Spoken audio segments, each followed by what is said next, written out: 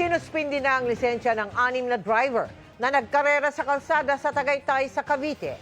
Panoorin ang viral na video ng karerahan sa pagtutok ni Marisol Abduraman. Sapul sa video kung paano tila pinapakain ng alikabok ng mga sports car na ito ang mga nadadaanan sa Tagaytay, Cavite. Boss, itulin mo, boss! Hawak na at iniimbestigahan ng Department of Transportation ang viral video.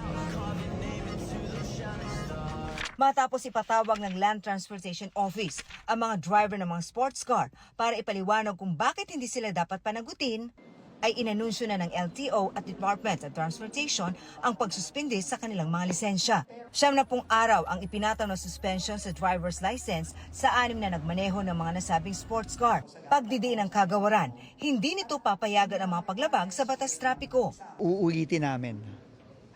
Any abuse sa kalye, ke bus, ke jeep, ke taxi, kahit sports car pa yan. Lahat yan, suspindido yung mga driver niyan. Seryoso ang gobyerno na kapag meron silang ginawang hindi tama sa kalye, may consequence yan. Sinisika pa ng GMA Integrated News na makuha ang panig ng mga driver. Hinihikayat naman ng DOTR ang mga social media user na agad i-report sa kanila ang mga lumalabag na motorista.